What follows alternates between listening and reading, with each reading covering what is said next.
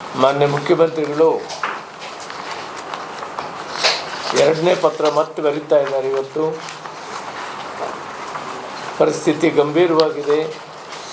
ಕೇಂದ್ರ ಸರ್ಕಾರ ಹೆಚ್ಚು ಜವಾಬ್ದಾರಿ ತೆಗೆದುಕೊಳ್ಬೇಕು.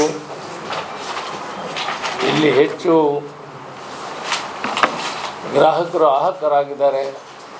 ಇದರ ಬಗ್ಗೆ ಹೆಚ್ಚಿನ ಗಮನವನ್ನು ಕೇಂದ್ರ ಸರ್ಕಾರ ಕೊಡಬೇಕು ಮತ್ತು ಸಂಬಂಧಪಟ್ಟ ಮಂತ್ರಿಗಳಿಗೂ ಕೂಡ ಮೊದಲನೇ ಪತ್ರ ಬರೆದಿದ್ರು, ಈಗ ಎರಡನೇ ಪತ್ರ ಬರೀತಾ ಇದ್ದಾರೆ. ಇವತ್ತು ನಾನು ನಮ್ಮ ಸೆಕ್ರೆಟರಿ ಕನಕವಲ್ಲಿ ಮೇಡಮ್ ಅವರಿದ್ದಾರೆ, ಕಮಿಷನರ್ ರವಿಕುಮಾರ್ ಇದ್ದಾರೆ, ಆಯಿಲ್ ಕಂಪ್ನೀಸ್ ಮುಖ್ಯಸ್ಥರು ನೀರಾಜ್ ಸಿಂಗ್ DPCL ಮತ್ತು ಸಿದ್ಧಾರ್ಥ ಅಗರ್ವಾಲ್ ಅವರು ಸ್ಟೇಟ್ ಹೆಡ್ ಮತ್ತು coordinator of the oil companies and Subrata Chatterjee regional manager HPCL BPCL ಇದ್ದಾರೆ, ನೀರಾ ಸಿಂಗ್ ಮೇಡಮ್, ಸಿದ್ಧಾರ್ಥ ಅಗರ್ವಾಲ್ ಅವರು Indian oil corporation and also coordinator the Indian oil ಎಲ್ಲ ಕಾರ್ಪೊರೇಷನ್ಸ್ಗಳು, ಸುಬರ್ತಾ ಚಟರ್ಜಿ HPCL ಒಟ್ಟಿಗೆ ಸೇರಿ ಸುಮಾರು 1 ಗಂಟೆ ತಮಗೆ ಗೊತ್ತಿದೆ ಇಷ್ಟೊತ್ತು ನಾವು ಮಾಡಿ. ಗ್ರಾಹಕರಲ್ಲಿ ಒಂದು ಮನವಿ, ವಿನಾಕಾರಣ ಆತಂಕಕ್ಕೆ ಒಳಗಾಗಬಾರ್ದು. ವಿನಾಕಾರಣ ನಾರ್ಮಲ್ ರಿಜಿಸ್ಟ್ರಿಗೆ ಮೊದಲು ಡಬಲ್ ಮಾಡೋಕ್ಕೆ ಹೋಗ್ತೀವಿ. ಪರಿಸ್ಥಿತಿ ಗಂಭೀರವಾಗಿದ್ದಾಗ ಮಿತಿವ್ಯಯ ಮಾಡೋದನ್ನು ಕಲಿಬೇಕು. ಅದರ ಮುಖಾಂತರ ಸರಿ ಹೋಗೋಕ್ಕೆ ಸಾಧ್ಯವಿರ್ತದೆ. ಕೇಂದ್ರ ಸರ್ಕಾರ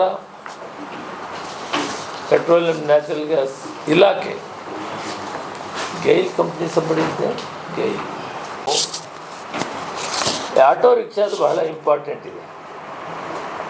ಅವರಿಗೆ ನಾವೀಗ 48 ಮೆಟ್ರಿಕ್ ಟನ್ ಅಲ್ಲ 2540 ಸಿಲಿಂಡರನ್ನು ಕೊಡ್ತಾ ಇದ್ವಿ. ಅವರು ಕೂಡ ಸ್ವಲ್ಪ ಮಿತಿಯಾಗಿ ಉಪಯೋಗಿಸ್ಬೇಕಾಗಿದೆ.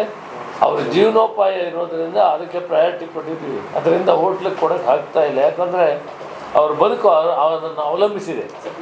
ಅವರು ಆಟೋ ಓಡಿಸಿದರೆ ಮಾತ್ರ ಜೀವನ ನಡೀತದೆ. ಆದ್ದರಿಂದ ಅವರಿಗೆ 2500 ಸಿಲಿಂಡರನ್ನು ಕೊಡ್ತೀವಿ. ಅಲ್ಲಿ ಕೂಡ ಅವರು ಅದನ್ನು ಮಿತಿಯಾಗಿ ಉಪಯೋಗಿಸ್ಬೇಕು.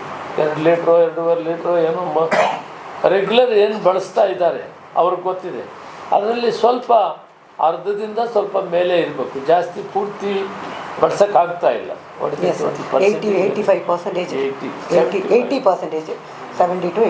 70 to 80% ಅಂದರೆ ಅವರು ಒಂದು 25% ಕಡಿಮೆ ಬರಬೇಕು.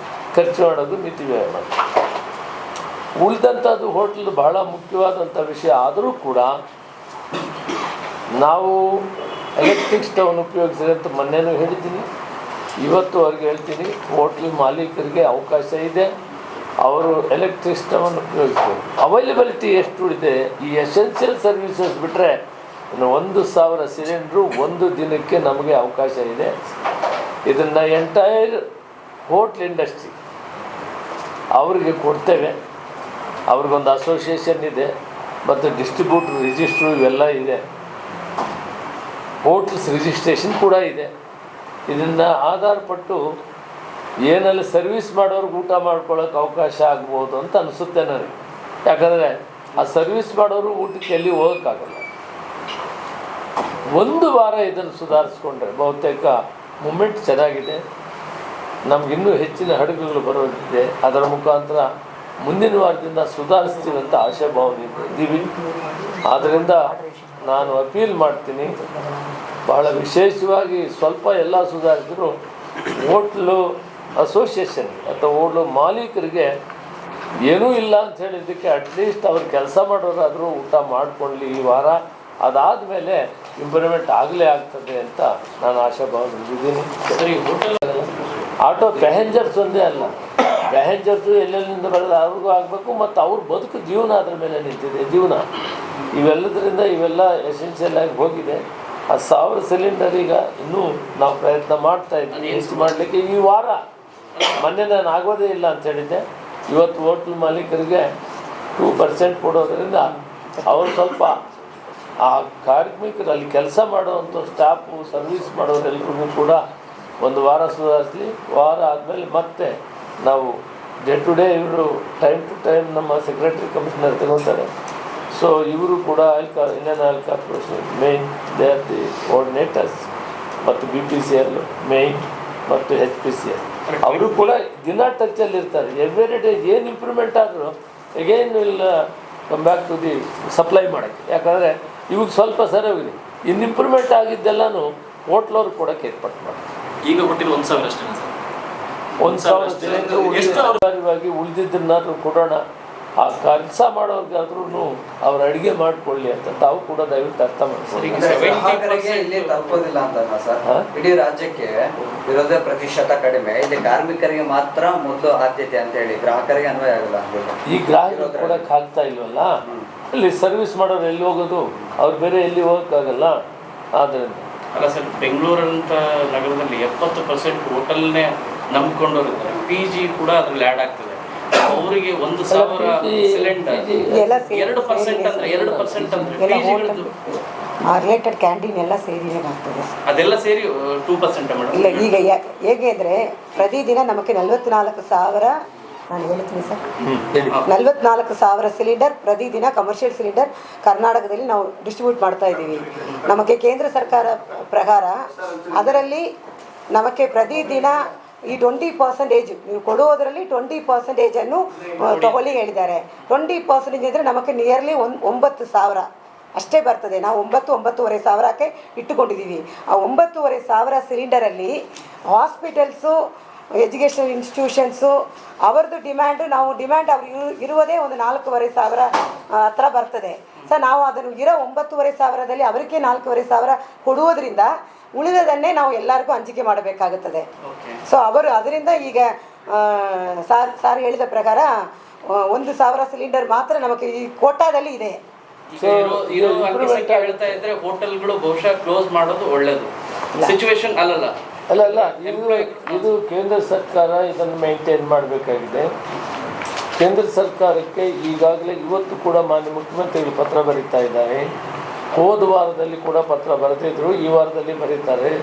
ಈ ಸಿಚುವೇಶನ್ನ ಅಡ್ರೆಸ್ ಮಾಡಲಿಕ್ಕೆ ವಿಶೇಷವಾದ ಗಮನ ಕೊಡಬೇಕು ಅಂತ ಕೇಳ್ತಾ ಇದ್ರು. ಬೇರೆ ಯಾವ ರಾಜ್ಯದಲ್ಲೂ ಇಲ್ಲದಿರುವಂತ ಸಮಸ್ಯೆ ದೇಶದಲ್ಲಿ ತಮಿಳುನಾಡಲ್ಲಿ ಒಂದಷ್ಟು ಇದೆ, ಬೇರೆ ರಾಜ್ಯಗಳಲ್ಲಿ ಈ ರೀತಿಯಾದಂತಹ ಪರಿಸ್ಥಿತಿ ಇಲ್ಲ. ತಮಿಳುನಾಡಲ್ಲಿ ಅಲ್ಲಿ ಕನ್ಸಂಪ್ಷನ್ ಜಾಸ್ತಿ ಇದೆ, ಅದರ ಬೇಸ್ ಮೇಲೆ ಕೊಟ್ಟಿದ್ದಾರೆ. ನಮಗೊಂದು ಅವ್ರಿಗೊಂದು ಏನು ಮಾಡಿಲ್ಲ. It is all based on the consumption of that particular state, ಅದರ ಮೇಲೆ ಹೋಗಿದೆ. ಸೊ ದೇರ್ ಇಸ್ ನೋ ಈಗ ಯೂನಿಫಾರ್ಮ್ ಪಾಲಿಟಿಕ್ಸ್ ವರ್ಕ್ ಆಗ್ತಿದೆಯಾ ಸರ್? ಇಲ್ಲ, no politics it is. You can't say that this. ಈಗ CM in touch with this man, CM is talking to them, she is writing letter, ಅದೇನೂ ಇಲ್ಲ ಇದರಲ್ಲಿ. ರಾಜಕೀಯ ಯಾರು ಏನು ಮಾಡ್ಬೇಕು ಹೇಳಿ ಸರ್? ಕ್ಲೋಸ್ ಮಾಡ್ಬೇಕಾ? ಯಾಕಂದ್ರೆ ಇದನ್ನು ಸದ್ಯಕ್ಕಂತೂ ಇಲ್ಲ. ನೀವು ಹೇಳ್ತಾ ಇದ್ರೆ ಎಂಪ್ಲಾಯಿಗಳಿಗೆ ಅಷ್ಟೇ ಅಂತ. ಎಂಪ್ಲಾಯಿಗಳು ಅವರು ಗ್ರಾಹಕರು ಬಂದ್ರೆ ಅವರು ಹೋಟೆಲ್ ತೆಗಿತಾರೆ, ಇಲ್ಲದೆ ಇದ್ರೆ ತೆಗೆಯೋದಿಲ್ಲ. ಸೊ ಆ ಕಾರಣಕ್ಕೆ ಈಗ ನೀವು ಹೇಳೋದು ಒಂದು ವಾರದವರೆಗೂ ಸದ್ಯ ಅವರು ರಜಾ ತಗೊಳ್ಳೋದು ಒಳ್ಳೇದು ಅಂತನಾ ಸರ್? ಈ ವಾರದವರೆಗೂ ಸುಧಾರಿಸಲಿ, ಅಷ್ಟೊತ್ತಿಗೆ ಇಂಪ್ರೂವ್ಮೆಂಟ್ ಆಗೋ ಆಶಾಭಾವನೆಯಿಂದ ಇದ್ದೀವಿ. ಅದಾದಾಗ ನಾವು ಹೋಟ್ಲಿಗೆ ಈಗ ಇದಕ್ಕೆ ಬರ್ತಾ ಇದೆ, ಇನ್ನು ಮುಂದೆ ಬಂದಿದ್ದೆಲ್ಲ ಹೋಟ್ಲವ್ರಿಗೆ ಅವಕಾಶ. ಈಗ ಬರೋದೆಲ್ಲ ಎಸೆನ್ಷಿಯಲ್ ಸರ್ವಿಸ್ಗೆ ಹೋಗಿದೆ. ಐ ಥಿಂಕ್ ಅಗ್ರವಾಲಾಜಿ the head of the state, he will speak ಒಂದು ನಿಮಿಷ ಅವ್ರು ಮಾತಾಡಿ, ಆಮೇಲೆ ಪ್ರಶ್ನೆ. ಬಟ್ ಡೊಮೆಸ್ಟಿಕ್ ಪ್ರಾಬ್ಲಮ್ ಇಲ್ಲ, ಅರ್ಥ ಮಾಡ್ಕೊಳ್ಳಿ. ಡೊಮೆಸ್ಟಿಕ್ದು ಏನೂ ಪ್ರಾಬ್ಲಮ್ ಇಲ್ಲ. ಇಲ್ಲಿ 25ರಿಂದ ಅದೇ ಪ್ಯಾನಿಕ್ ಮಾಡ್ಕೊಂಡಿದ್ದಾರೆ. ರೆಗ್ಯುಲರ್ ಸಪ್ಲೈ ಇದೆ, ಅದನ್ನು ಹೆಚ್ಚು ಸಿಲಿಂಡ್ರಿಗೆ ಬುಕ್ ಮಾಡೋದು, ಪ್ಯಾನಿಕ್ ಮಾಡೋದು, ಇದು ಈಗ ಸ್ಟಾಕ್ ಇಟ್ಕೊಳಕ್ಕೆ ಹೋಗೋದು, ಇವೇನು ಮಾಡಬಾರ್ದು. ಇವರಿಗೆ ರೆಗ್ಯುಲರ್ ಏನು ಖರ್ಚಾಗ್ತಿತ್ತು ಹೋದ ಟೈಮ್ನಲ್ಲಿ ಅಷ್ಟು ಖರ್ಚು ಮಾಡೋದಕ್ಕೆ ತೊಂದರೆ ಇಲ್ಲ. ಇವತ್ತು ಹೇಳ್ತಾ ಇದ್ದೀನಿ, 25ರಿಂದ 30 ದಿನಕ್ಕೆ ಒಂದು ಸಿಲಿಂಡ್ರಿಗೆ ಒಂದು ಕುಟುಂಬಕ್ಕೆ ಬೇಕಾಗ್ತದೆ, ಅದು ಕೊಡ್ತಾ ಇದ್ದಾರೆ. ಗ್ರಾಮಾಂತರ ಪ್ರದೇಶದಲ್ಲಿ 45 ದಿನಕ್ಕೆ ಒಂದು ಸಿಲಿಂಡರ್ ಕೊಡ್ತಾ ಇದ್ದಾರೆ, ಅದು ಸಪ್ಲೈ ನಡೀತಾ ಇದೆ. ವಿನಾಕಾರಣವಾಗಿ ಪ್ರಾಬ್ಲಮ್ ಆಗಿದೆ. ಅದು ಟೆಕ್ನಿಕಲ್ ಪ್ರಾಬ್ಲಮ್ಸ್ ಇದೆ. You will explain, you will assure that. Medical full blood ಕೊಡ್ತೀರಾ ಸರ್ ಅವ್ರಿಗೆ? ನೋ ಸ್ಟಾಪ್ ಇಲ್ಲ. ಅವರು ಹಾಸ್ಪಿಟಲ್ ಲೈಫ್ ಅಂಡ್ ಏನು ಮಾಡಿ. Yes Namaskara. And I'm Executive Director in State Head for Indian Oil Corporation. On behalf of the government, I just want to assure you that we are ensuring 100% supplies to the domestic sector. Each household is being home delivered a cylinder as per their requirement. And for the last 15 days, normal supplies have been made as per the 100% requirement. I request you to please communicate to all the public.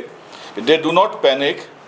Normal supplies is being made domestic sector 100%, and as advised by the central government and confirmed by the state government, priority sector in the commercial also, our priority is hospitals and educational institutes and hostels.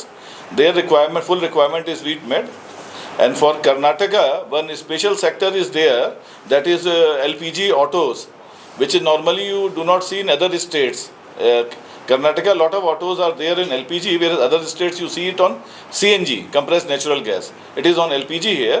That is also in consultation with the state government has been accorded under the priority sector, because these are the daily wage earners, all auto drivers, and very essential for the last mile connectivity of the people. So that supply is being maintained. In fact, last week we have supplied more than almost 50% plus demand, whatever their daily average demand for the last 3 months, that we are committed to meet. So this is the priority sector. As and when situation improves, that you will also come to know, and this is, we are reviewing it daily. This is the status as of today. As situation improves, further supplies for the commercial sector will also be introduced.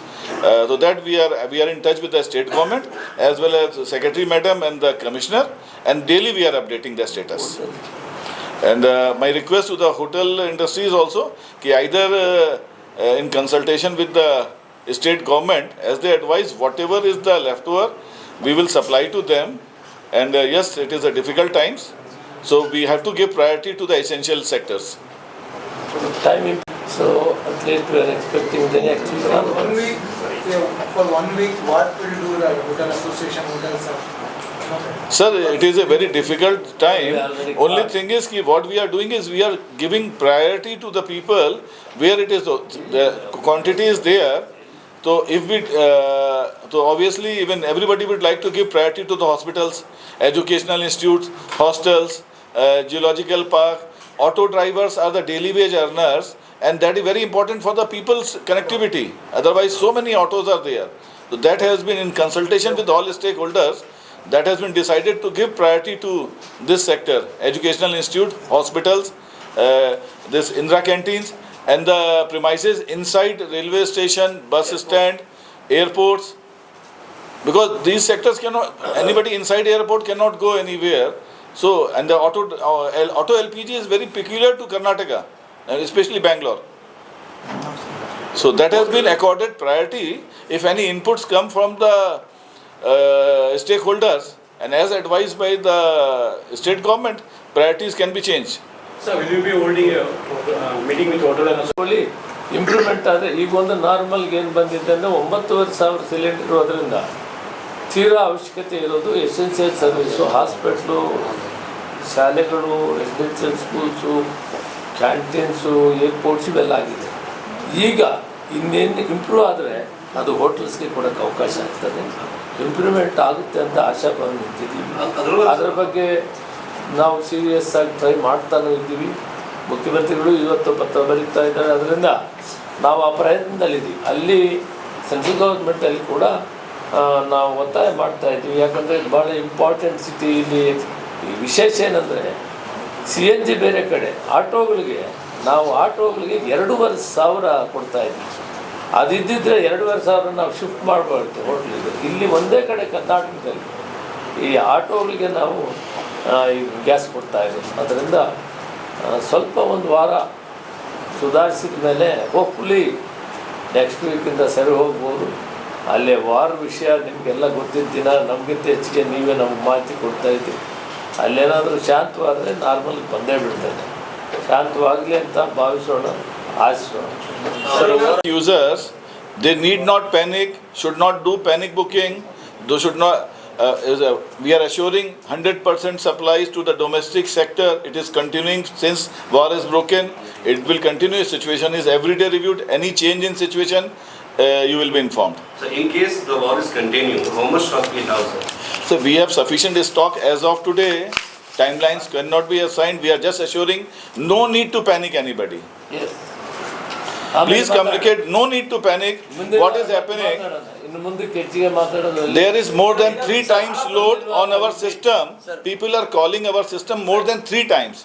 So any system, you will appreciate, if the load is too much, system will slow down. So my request through you to please communicate to the people. Do not go. Cylinder will reach to their house as per their booking.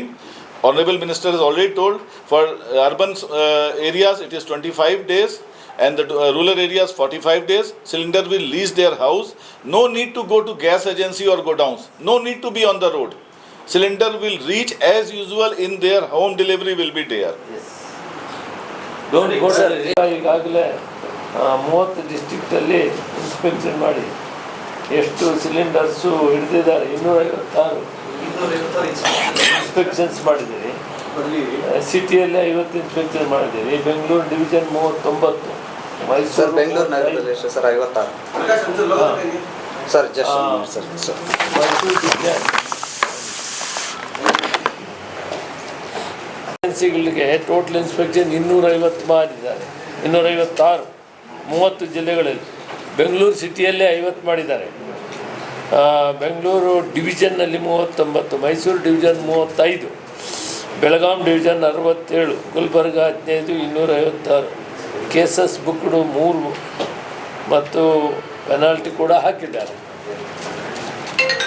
ನಾನು you have to seize and inform to the police people to seize this one, go back to this one. ಯಾಕಂದರೆ ಎಲ್ಲನೂ avoid ಮಾಡೋಕ್ಕೆ ಪೊಲೀಸ್ನವ್ರಿಗೆ ಹೇಳಿದ್ವಿ ಬಂದೋಬಸ್ತ್ ಮಾಡೋಕ್ಕೆ. Thank you very much.